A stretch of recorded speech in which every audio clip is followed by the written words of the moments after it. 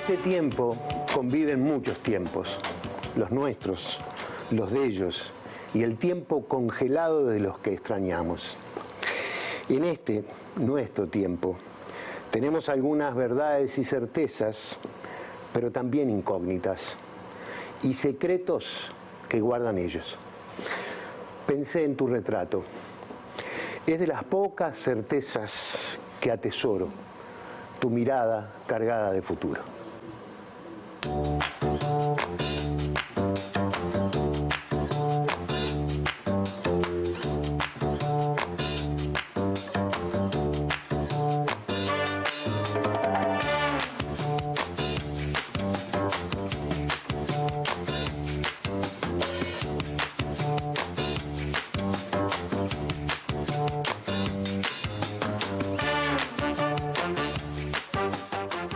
Hoy, en Ideas Cruzadas, le damos la bienvenida a Graciela Montes de Oca, hija de Otermín Montes de Oca, detenido desaparecido en diciembre de 1975, y Laura Boiani, nieta de Otermín Montes de Oca, hija de Graciela. Enseña historia, milita en el sindicato ADES y en el barrio de La Teja, donde vive y donde fue secuestrado su abuelo. Comparte con su mamá la militancia en derechos humanos en la Asociación de Madres y Familiares de Uruguayos Detenidos Desaparecidos. Buenas noches, bienvenidas a una nueva propuesta de Ideas Cruzadas. Bueno, ustedes ya escuchaban la presentación de Graciela y de Laura. Graciela, gracias por acompañarnos. Gracias a ustedes por invitarme. Bueno, en una etapa muy especial, como es la que vivimos en estos días con respecto a la memoria y el mes de mayo. Me imagino que debe ser un mes muy conmovedor para ti. Más que conmovedor, te diría que es un mes donde tenemos mucho trabajo gracias a que todos han empezado a abrir esas puertas y trabajar por la memoria, y eso implica que tengamos un relacionamiento mucho más estrecho este mes con todas las organizaciones sociales, sindicatos, con muchos colectivos del interior, organizando lo que es la marcha y todo el mes de mayo. Y Laura, gracias. No, muchas gracias a ustedes. También me imagino con mucha actividad. Mucha actividad, mucho trabajo, pero también se disfruta en cierta manera el trabajo durante mayo. El hecho de poder contactar y ver todas las actividades que se realizan a lo largo de todo el mes es muy gratificante también. ¿Quién era Otermín? Está mal hecha la pregunta. ¿Qué era? ¿Cómo era? Papá era un trabajador, un vecino común del barrio. Él trabajaba en sus inicios, cuando yo era muy chiquita, en Conaprole. Luego se retira de Conaprole, se arma un taller de cepillos en mi casa, donde él es corredor de ventas, pero también tiene, y recuerdo, en un relacionamiento con los vecinos. Antes se acostumbraba mucho que hubieran muchos bares donde iban en la tardecita los parroquianos, y tengo la memoria de verlos jugar al truco sentado con vecinos, de estar en la mesa de billar, un bar chiquito que estaba en la esquina de casa. Entonces eso es como que también muchos vecinos ahí hasta el día de hoy siguen recordando quién era él. En La Teja es un barrio donde por lo general casi todos son propietarios, nuestros padres, y nos hemos mantenido ahí, en esa zona o lo más próximo al barrio, porque yo lo siento muy especial. Tiene su historia y me crié con ella. Tenías 11 años cuando... 11 años. O sea, igual tenés recuerdos anteriores. Tengo, como se podría decir, porque siendo niña muchas veces uno no se imagina lo que va a pasar. Claro. Sí fue algo progresivo porque mi padre tenía militancia política y él pertenecía al Partido Comunista. Viviendo en La Teja teníamos relacionamiento con lo que era la seccional 20, donde fueron los 8 obreros fusilados en el 72. Entonces ahí es como que uno empieza a tener determinadas imágenes que le van quedando. Claro. Empezás como a prestar más atención a esos momentos que no era lo común, porque yo estaba acostumbrada, como todo niño, salir a jugar a la vereda, compartir los juegos con los niños del barrio y fundamentalmente en eso.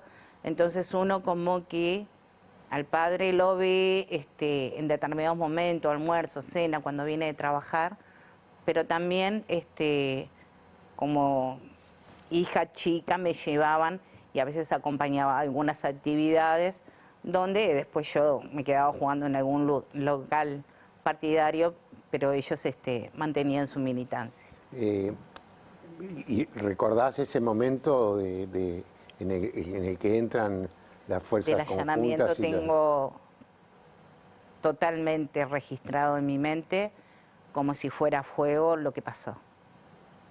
Porque no solamente se lo llevan, sino que además dejan una ratonera y rompen todo. Sí, es así, no sé, capaz que... Sí, no, es así. Nosotros nos acostamos porque la noche anterior habíamos compartido actividades de familia, y a la madrugada, todos cansados, nos prenden la luz del dormitorio y está mi padre en ropa interior con 2 personas al lado. Eso me trajo un poco de confusión porque no la asocié, que no fueran conocidos, claro. Más era como que fuera a mostrar parte de la casa. Hasta que sí nos dan la orden de salir de nuestro dormitorio y pasar al de mi madre, y ahí sí se empieza a ver en parte lo que es la violencia, la entrada, salida de gente con armas largas, fotógrafos, dando órdenes, ruidos, golpes, revisando cosas. Eso me quedó todo. No, yo no te quiero andar en eso, pero digo, lo que pasa es que son momentos muy fuertes, ¿no? Y supongo que además para una niña de 11 años, no solamente toda esa sensación, sino también la incomprensión de lo que está pasando. O sea, ¿sabías, entendías lo que estaba pasando o no entendías? Sabía quiénes eran los que habían invadido mi casa, debido a la militancia de mis padres, lo que ya sabía y lo que en parte había vivido en forma secundaria de lo que fue el asesinato de los 8 obreros en la 20.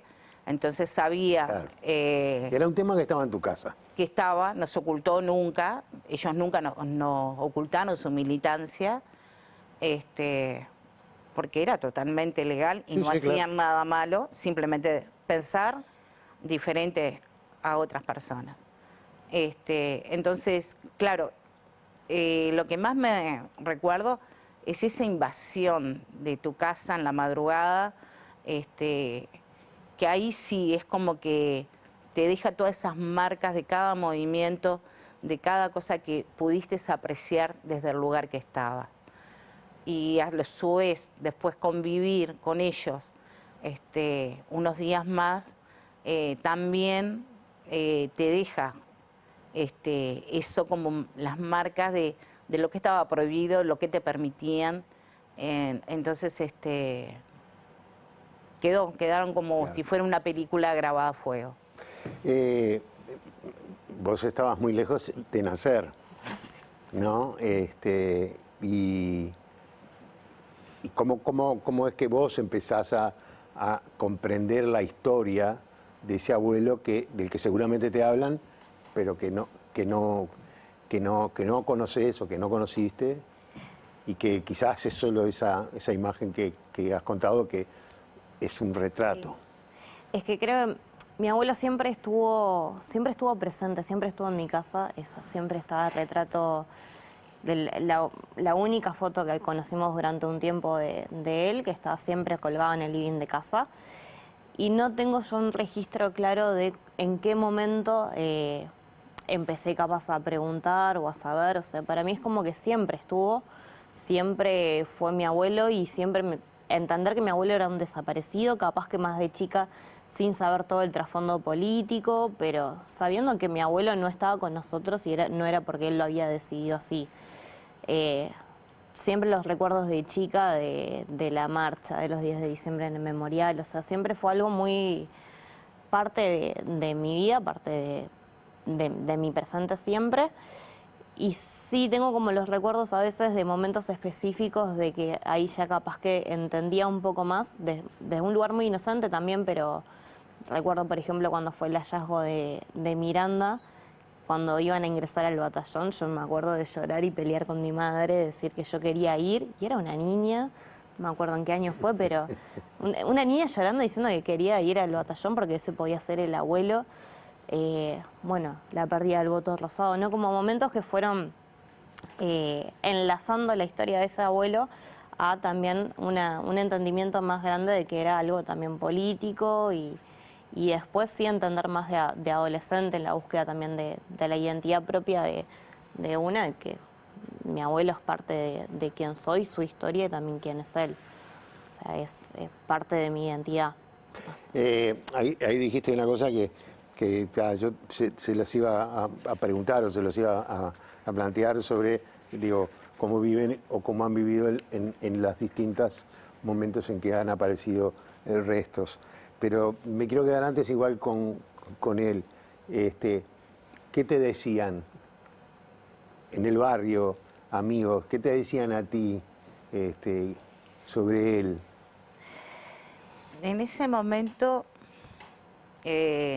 hubo gente que no se alejó, otras personas, me refiero a los mayores, que por miedo tal vez, o la pregunta que siempre dice, algo habrán hecho, Sí. Como que empezó esa unión que había de vecinos y todo, a quedar alejados de alguien que se retiran, vecinos como que no saludan, que no permiten que sus hijos o nietos jueguen contigo, pero también tenés el apoyo de otros, que vos sabés que si precisas algo, están ahí y te dan una mano. Para nosotros fue muy, muy difícil porque éramos todos chicos. Mi madre y mi hermana mayor, la que tenía era 18 años, y el sustento, como quien dice, era mi padre, el que salía a vender, el que traía los pedidos. Mi madre trabajaba en ese taller, o sea, fue un momento muy difícil. Entonces, conocí lo que es la solidaridad de vecinos y también el aislamiento que me hicieron otros. E incluso eso de niña de no entender de por qué algunos podían jugar contigo y seguían jugando contigo y otros ya ni te hablaban. Y eso fue de un día para el otro. Eso te marca, y más después cuando seguís creciendo en la adolescencia y todo, que vas al liceo del barrio y todo, y no es que ocultes que tu padre es un desaparecido, pero no tenés forma de cómo explicarlo y que te entiendan, porque él no está preso, porque no te dicen dónde están, entonces vos te haces la cabeza de que está en algún rincón, en algún penal, en algún centro de reclusión, pero tampoco, por más que te dicen de que no se encuentra, no te animás a decirle eso a los demás porque no te entienden. Casi todos, el que tenía algún familiar preso, en algún momento estaba ahí, sabían que estaba en determinado lugar. Y esa es una inseguridad que te crea por mucho tiempo. A mí me costó años poder asumir que no iba a volver. Nosotros tuvimos la oportunidad de irnos al exterior y no quisimos porque si él volvía, ¿quién estaba en la casa? Iba a estar solo, entonces no nos podíamos ir. Y cuando sueltan el último preso, ahí sí. Ahí tuve que asumir de que no iba a volver, pero tampoco sabía explicar lo que era un desaparecido, porque para mí seguía presente en mí. Porque además toda esa etapa la viviste, toda esa etapa del liceo, la viviste en plena dictadura. Plena dictadura. No era solamente toda esa angustia que vos tenías, sino que también era el temor de los demás de vincularse o de tratar... No lo veía, el temor de decirlo, no sabía cómo expresarlo, que es más difícil, porque acá nunca habían existido detenidos desaparecidos. Acá se hablaban de los presos políticos y se hablaban de los exiliados. Entonces, decirle a otro adolescente que de repente sí podía tener un familiar preso, decirle, sí, el mío no aparece, era incomprensible. Sí, claro. No sabes cómo explicarlo, porque vos no te lo podías explicar personalmente a vos. O sea, que para ti el tema de alguna manera se termina cuando salen los últimos de presos y no llega a tu casa. Y ahí... Pregunté a un compañero, ¿quedó alguien? Y ahí cuando me dicen que no, se te rompe la ilusión de que en algún rincón, por todos los palos, las palizas, torturas, podría haber perdido la memoria de haber quedado ahí. Entonces ahí tenés que asumir la realidad. Claro. ¿Y vos cómo construís la imagen de tu abuelo? ¿A partir de qué relatos? Yo me imagino, ustedes siguen viviendo en el barrio. Sí. Te debes encontrar con viejos compañeros de tu abuelo que te dirán, oh, que él era tal cosa, qué tipo maravilloso. Hubo una construcción a partir de los mensajes, de las cosas que te decían otros para construir una imagen de tu abuelo, de tu familia también. Al contrario, la imagen de mi abuelo me ha costado muchísimo construirla más allá de la foto o la idealización capaz del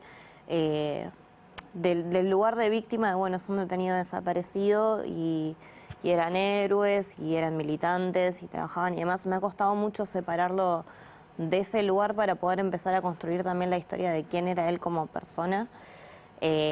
También porque cuesta mucho a nivel familiar cuando se hacen con esas heridas poder hablar de la persona quien fue y no hablar solo del dolor, ¿no? Del hecho de que ya no está y poder decir, bueno, esto, ¿no? Saber si jugaba el truco o no jugaba el truco, qué le gustaba, que si escuchaba música o no. Yo creo que la primera construcción de mi abuelo fue la construcción de la ausencia y el abuelo que no tuve. Crecer sabiendo que podía haber tenido un abuelo que uno idealiza de decir, bueno, capaz que así jugábamos juntos o me llevaba a la escuela o cómo serían sus abrazos. Esa construcción creo que fue lo primero, ¿no? O sea, construir la idea de podría haber tenido todo esto en este abuelo y no tuve esa oportunidad. Y vuelvo a decir, no porque él lo hubiese decidido así, si bien en su militancia política definió jugársela en cierta manera, es eso, es una decisión que no fue tomada por él, el hecho de no poder volver a su casa. Entonces, para mí lo primero fue entenderlo desde un lugar capaz idealizado, entender desde un lugar capaz que también político, la decisión que había tomado, buscar puntos de identificación entre las ideas que él defendía y lo que uno podía querer también construir en sus propias ideas. Y es un proceso todavía continuo el intentar descubrir, intentar buscar historias, tanto a nivel de la familia como en el barrio, con viejos conocidos, que también pasa que a veces cuesta mucho contar, cuesta mucho hablar de aquel que ya no está y no quedar detenido solo en la idea de que hay que hablar de la desaparición, del secuestro de los responsables y nos olvidamos de la persona.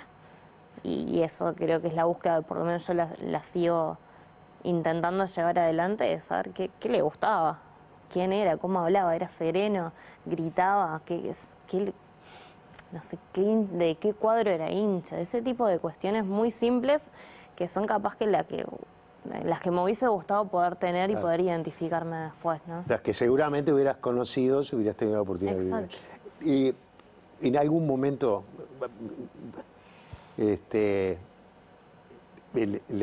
pues, ha pasado en algunos casos, ¿no? que que ese amor que no se pudo tener, a veces uno lo responsabiliza en la persona que no está. ¿Te pasó? ¿O No. les pasó? A mí no. A mí no.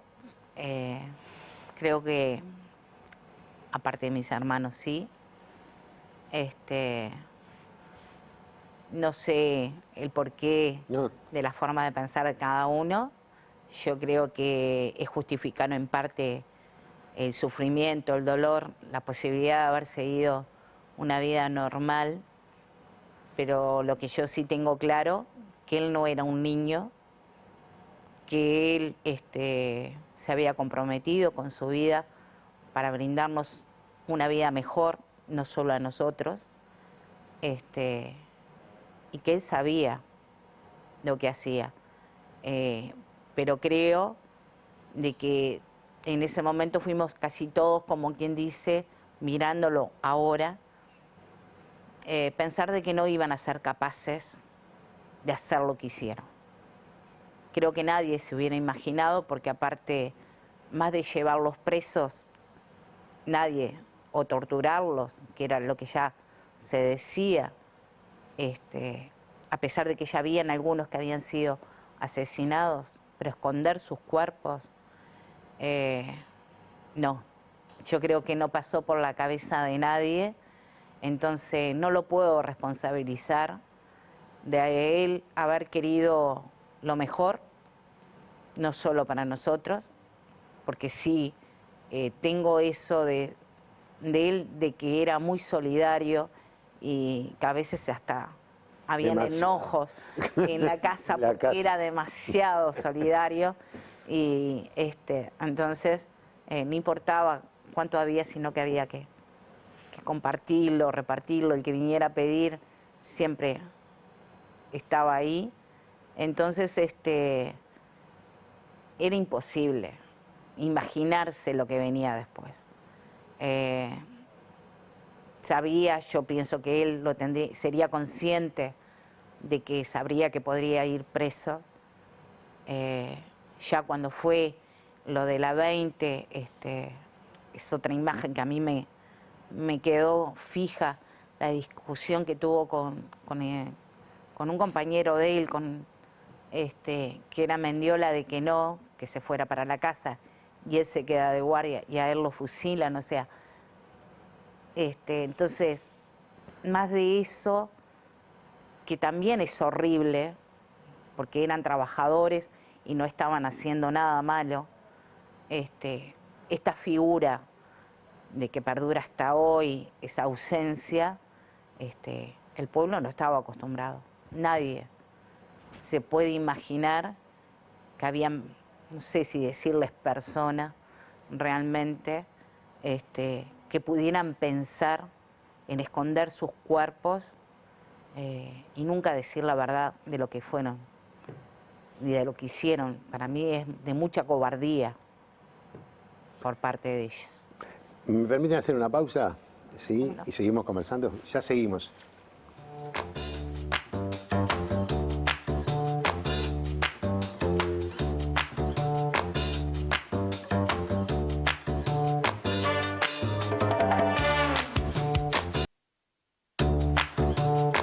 Presenta Mercado Agrícola de Montevideo, en el corazón de un barrio donde late la ciudad.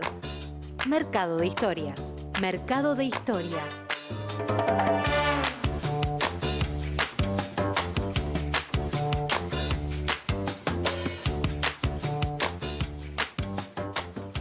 Seguimos conversando con Graciela y con Laura, madre e hija de Otermín, un desaparecido, nieta de él.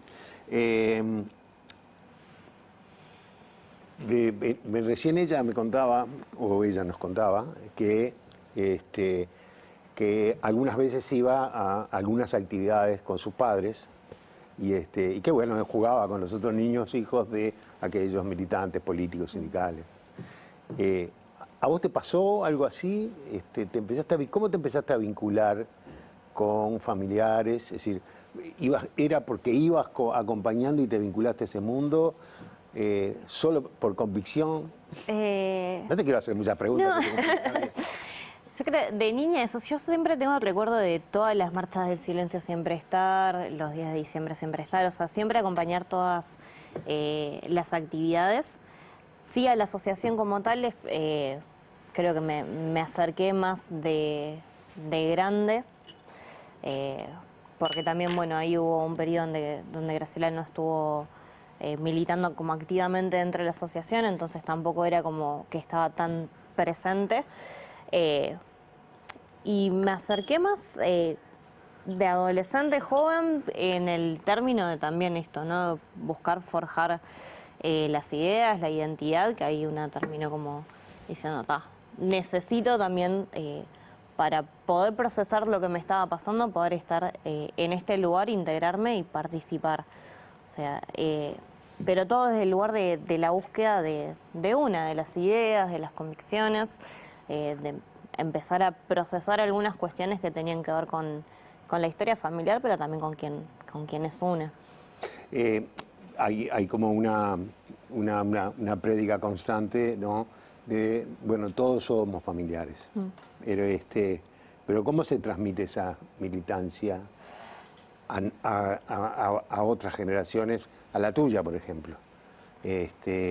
¿O qué le contás a tus alumnos de historia? ¿Vos das historia reciente? No. Doy clase hace muy poco, porque me recibí hace 3, 4 años. No he tenido todavía la oportunidad de trabajar el tema en clase por los programas y los grupos que he tomado. Sí me ha pasado desde el otro lugar, del lado de estudiante, de que se aborde el tema. Por suerte con profesores que han sido como muy, muy empáticas. Una de ellas es responsable de que yo después terminara decidiendo ser profe de historia. Pero creo que el trabajo en las nuevas generaciones es muy difícil porque, por lo menos en este momento, creo que encuentra una nueva generación donde cuesta mucho más la empatía. Cuesta más la empatía, gana capaz la indiferencia o la rapidez de todos los estímulos, ¿no? El hecho de las redes, de lo que se ve, lo que se consume todo el tiempo. Es muy difícil poder establecer a veces diálogos desde un lugar de entender a aquella generación que buscaba cambiar absolutamente todo. O sea, creo, por lo menos a mí me pasó de encontrar como el primer interés o la primera identificación con las ideas de mi abuelo en el hecho de... el tipo estaba disconforme con su sociedad, no podía ver que la gente la pasara mal, e hizo algo para cambiar eso. Y ese es el diálogo que creo que nos cuesta más, del hecho de poder mirar al otro y que lo que le pasa al otro te duela y que hagas algo para hacer, para ayudar o para intentar transformar esa realidad. Creo que es la conversación que nos cuesta más como sociedad, el hecho de vemos dolores e injusticias todos los días en todos los lugares y somos pocos capaz, los que intentamos capaz a veces desde el lugar que ocupamos, que a veces es muy, muy chiquitito, poder cambiar algo. Entonces, creo que buscar traer esas ideas que tanto mi abuelo como su generación o como generaciones anteriores, pienso Susana Pintos, Liberarse, esos estudiantes, esas ideas hay que como volver a traerlas sobre la mesa y discutirlas y ver, bueno, ¿por qué tan lejos estamos ahora capaz de esa revolución, ¿no? De que para ellos era tan tangible. Pero acá vos me planteaste desde el punto de vista de sus ideas políticas, ¿no? Y desde el punto de vista de la comprensión de la necesidad de memoria y de recuperación de los desaparecidos, hay una comprensión en los jóvenes, porque a las marchas va cada vez más van cada vez más jóvenes.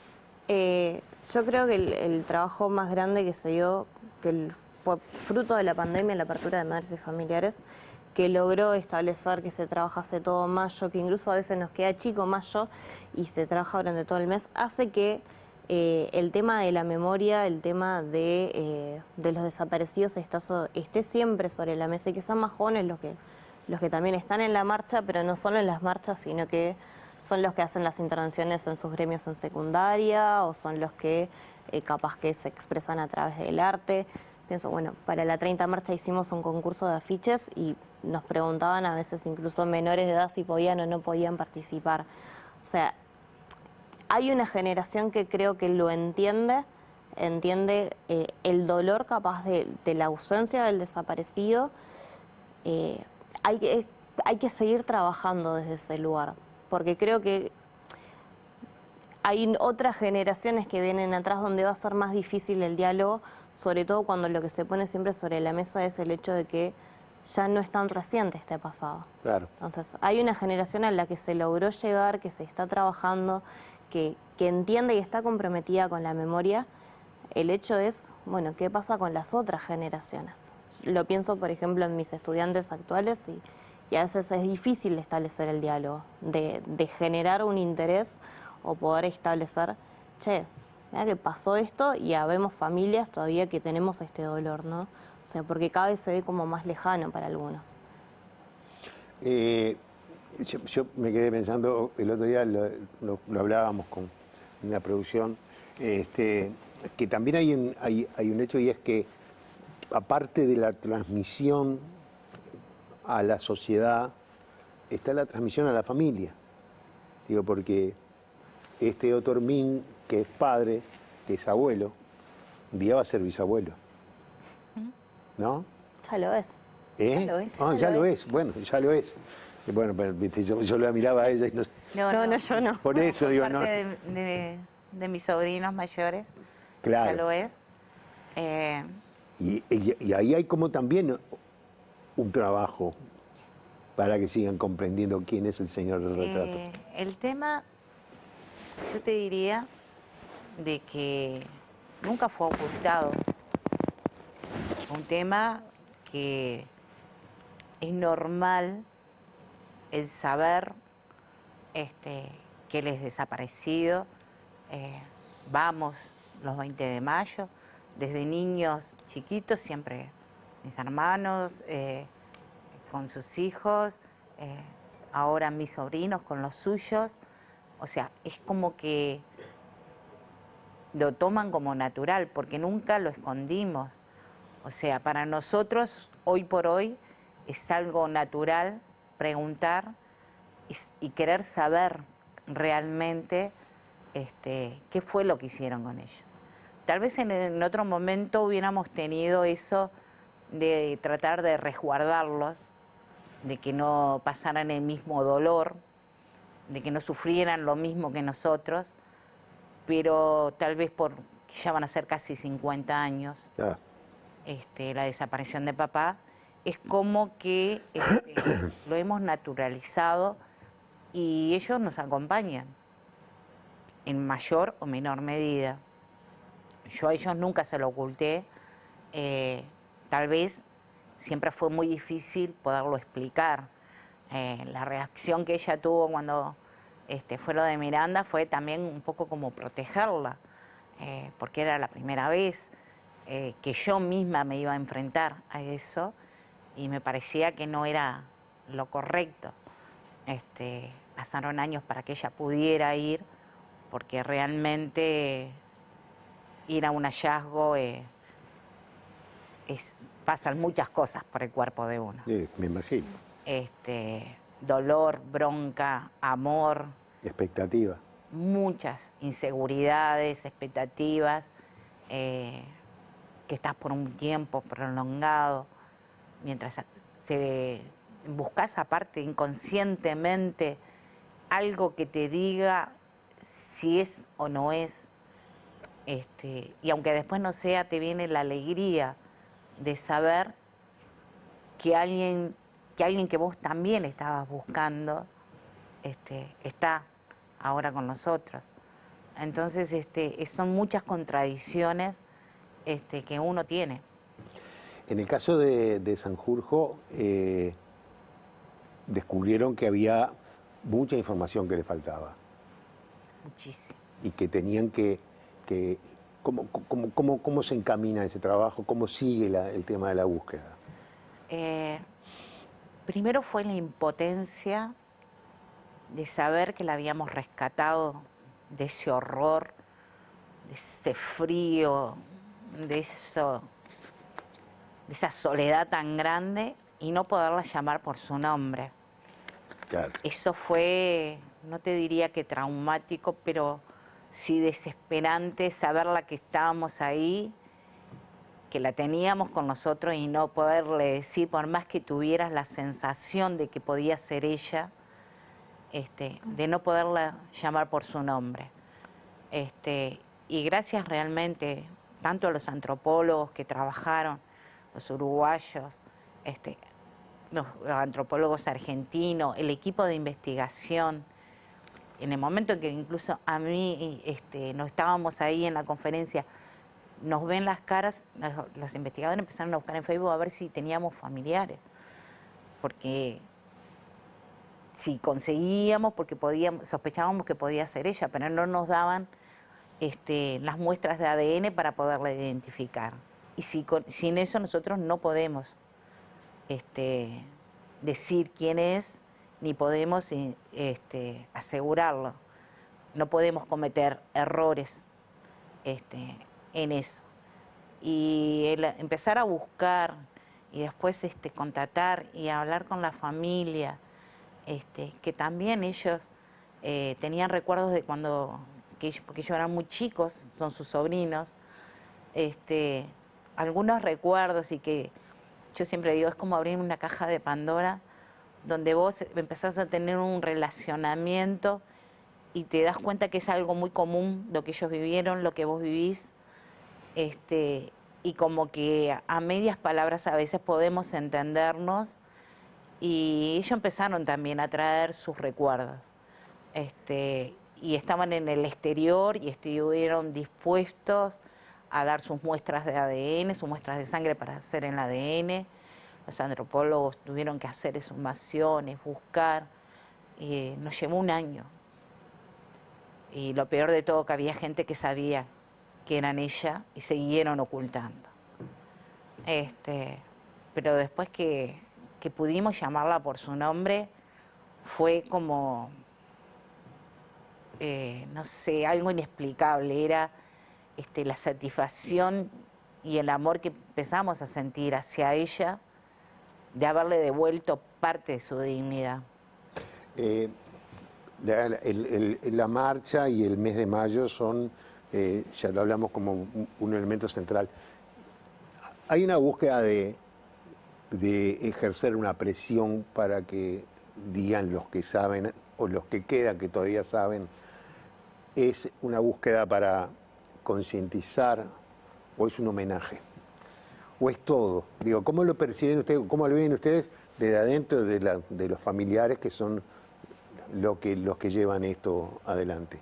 Creo que es un todo. El 20 de mayo termina siendo la síntesis de todos los reclamos de madres y familiares, ¿no? Del hecho de que volver a decir que es el Estado el responsable, volver a decir que hay una exigencia de que se entregue información. Es el momento también de recordar a los detenidos desaparecidos, de darles un nombre, decir que están presentes. Es un momento también de reivindicar que lo que nosotros queremos no es simplemente la verdad sobre nuestros desaparecidos, sino que también es construir una sociedad más justa, en el sentido de que la memoria es la que puede sentar las bases para que nunca más haya terrorismo de Estado. Eso me parece que es lo que sintetiza cada una de las marchas y el trabajo que se hace hacia ella. Que hay exigencias que están latentes todavía porque no se han cumplido y son más de 40 años de reclamar. También es un momento de recordar que tenemos estas ausencias y que no son solo de nosotros, familias, sino también de toda la sociedad, y reivindicar esto de que no queremos que vuelva a pasar, que para que las cosas no pasen es necesario construir y avanzar hacia el nunca más. ¿Alguna cosa más tú? No. ¿Lo dijo todo bien? lo dijo bien. Ha sido una buena alumna. Y el 20 de mayo realmente, para nosotros, saber de que caminan al lado nuestro es también sentir el calor de que no estamos solos. 30ª Marcha del Silencio, la consigna es 30 veces nunca más, sepan cumplir donde están. Seguimos hablando en un instante, ¿les parece bien? Ya volvemos.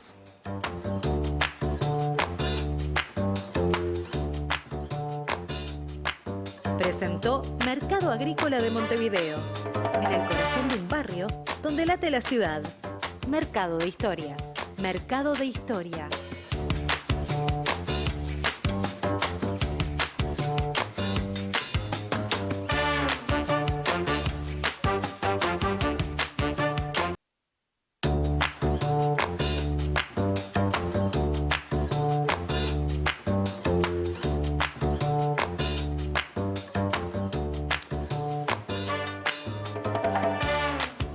Seguimos conversando con Graciela y Laura. Graciela, que es hija de Otermín Montes de Oca, desaparecido, y Laura, que es su nieta, y que, bueno, de alguna manera ambas son parte del movimiento de familiares. ¿Cómo participa el resto de la familia? ¿Participa el resto de la familia o cuesta hacerlos participar en familiares? El tema es que en familiares, por el momento somos nosotras dos, pero sí te podría decir que sí hay actividades, a veces van, por supuesto que el 20 de mayo, hasta mi pobre sobrino que cumple el 20 de mayo estuvo... Mirá. Esa dificultad que hasta de niño muchas veces le dejábamos sus primos en algunos momentos y nos íbamos todos.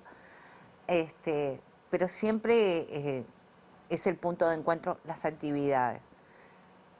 Han participado en algunas, como por ejemplo el ingreso, para ir a ver los hallazgos. Entonces son pasos que a veces son difíciles, más creo que es como un compromiso que cuesta. A veces una actividad es más fácil que estar ahí y resolviendo algunas cosas. Pero no son los únicos.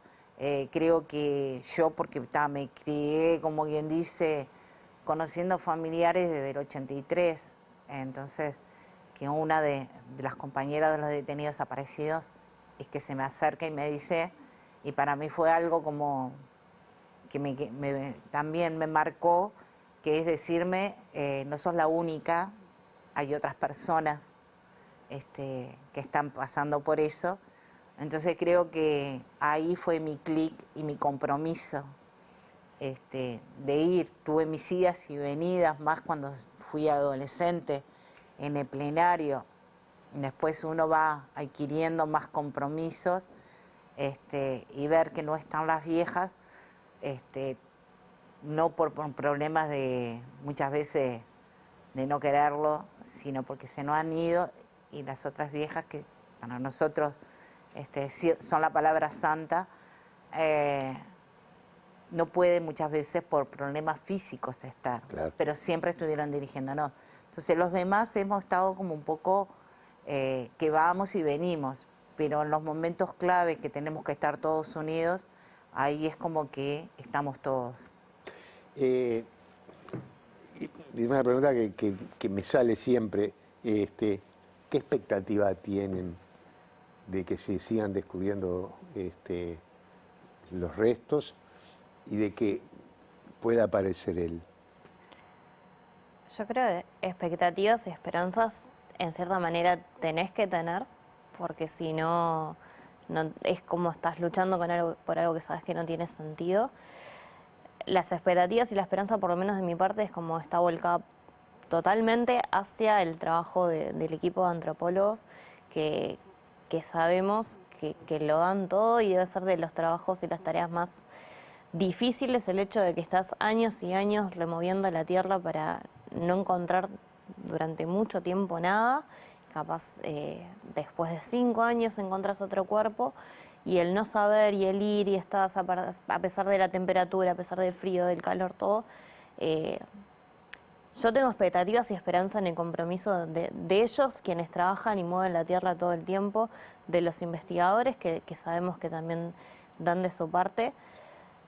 A nivel político, si se quiere, expectativas sí, pero también siempre con los cuidados de que han pasado muchos años y los avances han sido pocos. O sea, expectativas, esperanzas sí, pero con mesura. Y eso, de que en algún momento aparecerán todos.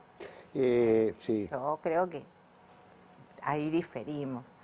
Las suerte. expectativas las tenemos, esperanzas tenemos. El tema que siempre nos va a quedar eso de si podemos llegar a encontrar los 197. Ya en este momento sabemos que hemos podido identificar por huellas dactilares algunos compañeros y sabemos su destino final. Ahora no hemos podido recuperar sus restos. Pero también no es solamente recuperar sus restos, que es importantísimo sacarlo de esa soledad que ellos tienen, sino es el saber la verdad. Claro.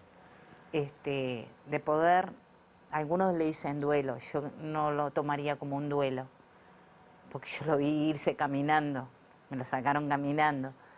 Entonces, es saber el por qué hicieron tanto y producieron tanto dolor, el saber la verdad de dónde están es fundamental. Y yo creo que cada uno que aparece es como si fuera el nuestro. ¿Cómo vieron el gesto de Orsi y de Carolina Cose el 1 de marzo cuando bajaron del auto que los llevaba a la casa de gobierno para saludar familiares? Yo lo vi, por más que esté todo el protocolo, que lo hayan visto como un gesto, yo sé que ambos ya de cuando eran intendentes estuvieron relacionados y apoyándonos a nuestra asociación. Entonces creo que era algo esperado, no me fue algo como que fuera fingido, porque el compromiso de ellos ya lo habían manifestado y nos habían colaborado y ayudado cuando fueron intendentes, tanto uno como en Intendencia de Montevideo, tanto como el otro en la Intendencia de Canelones. O sea, su compromiso en sí estaba. No sé si querías aportar algo de esto. No, creo que simbólicamente es muy importante, es un gesto político muy importante. Creo que siempre lo que estamos reclamando es que más allá de lo simbólico se materializan en acciones, ¿no? Y a eso creo que va la consigna de la marcha de este año, cuando dice sepan cumplir, es que, digamos, el lema de campaña del Frente Amplio era sabremos cumplir. Entonces, dentro de los 63 puntos de prioridades del gobierno está el tema de la búsqueda de los detenidos desaparecidos, y es eso, lo que estamos reclamando es que no sea solo algo simbólico el compromiso, el hecho de que vayan, por ejemplo, cuando fue una actividad de Crisol en el memorial a los detenidos desaparecidos en Azarro, que también acompañaron. Bueno, más allá de estas acciones que son muy importantes, bueno, ¿qué políticas concretas se van a llevar adelante para poder avanzar finalmente en la memoria, la verdad y la justicia? O sea, saliendo de lo simbólico, ¿qué es lo que se va a hacer? Y creo que eso es lo que estamos reclamando y por eso se reafirma, digamos, contemplando esta frase dentro de lo que es la consigna de esta marcha. No me había dado cuenta. No, en serio, no la había asociado con la consigna. La pensamos mucho tiempo. La pensamos mucho tiempo y salió en realidad de una frase que la usa Asaltantes con Patente en un cuplé que dice, bueno, que sepan cumplir, y fue como, es esto. ¿Cómo hacen? ¿Es una discusión del colectivo? ¿Vienen Sí. propuestas? No, lo definimos en el colectivo y empezamos tirando ideas de qué es el reclamo que vamos a hacer, que siempre terminan siendo el mismo. Pero ahí empezamos a intercambiar y nos llevamos, como quien dice, de un plenario al otro los deberes, pensar la marcha del 20, qué consigna va a encabezar, y se dan las discusiones de que realmente es lo que queremos expresar Sí, ahí. claro. Fundamentalmente porque somos todos de colectivos diferentes, o sea, somos familiares que nos hemos unido ahí por un tema común, pero todos somos de repente de diferentes ideas, de diferentes religiones, entonces nos une solo ese tema. Entonces es eso, ir y todas las cosas se discuten en el plenario. Entonces sí, hay veces que nos lleva mucho más. En esta empezamos ahí y bueno, Salió. salió. Bueno, muy bien. Saben que este programa termina con un par de preguntas que son, que no tienen nada que ver con todo lo que hablamos, solamente para como distendernos un poco y despedirnos. Así que les voy a pedir que saquen una carta. Muy bien. Laura. ¿Recordás algún consejo sabio? No sé si lo tengo que responder. Sí, yo, claro, imagino tenés que sí. responder, sí. La verdad, no. No. No. Sí recuerdo personas que muchas veces me dieron la palabra justa para situaciones concretas, pero no como un consejo fundamental. Sobre todo me acuerdo de una profe que, abordando en una charla sobre mi abuelo y digamos, cómo yo podía después trabajar esto a un futuro como docente, me dijo que lo más importante también era cuidarse uno, ¿no? En el sentido de, al hablar o al exponer ciertas cuestiones en una clase, también cuidar lo que tiene que ver con el dolor personal, también poder procesarlo, poder trabajar, porque más allá de que una vez es por los lugares que ocupa en la asociación o por las instancias de la vida, tenés capaz que hablar. Por ejemplo, no sé, en ese pelio de Amelia me tocó llevar la palabra, dar el mensaje de la familia y la asociación. Después es eso que vos capaz que en el momento no desnudás el dolor, lo tenés que procesar y lo tenés que dar lugar a poder sentirlo, ¿no? Entonces creo que me quedo con eso que me dijo esa profe alguna vez, de que también esto es un camino muy doloroso y que es normal y es natural y está bien poder también dar el lugar a sentir ese dolor. O sea, sí te dieron un buen consejo. Ahora sí, al final sí. Era cuestión de que lo Al buscaras. final sí lo tenía que pensar. Y el tuyo, Graciela, que dice, Una vez al año debes leer el mismo libro. ¿Cuál sería? La verdad que no sé de repetir. no te repetirías. Siempre cuando leo un libro, si me atrapa, me deja algo ya de por sí.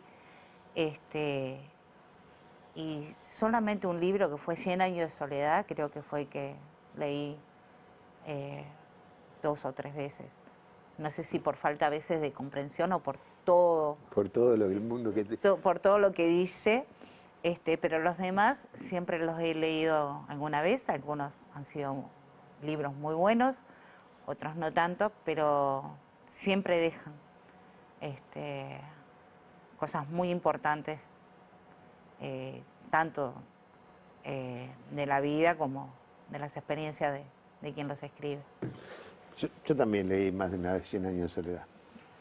Por ahí, o sea, Creo que le volvería a leer. En cualquier Sí. momento arranco de nuevo. creo que diferentes etapas cuando los vas leyendo, Vas comprendiéndolo de vas otra manera. comprendiéndolo de otra manera. No cambia el libro, cambiamos nosotros. Sí.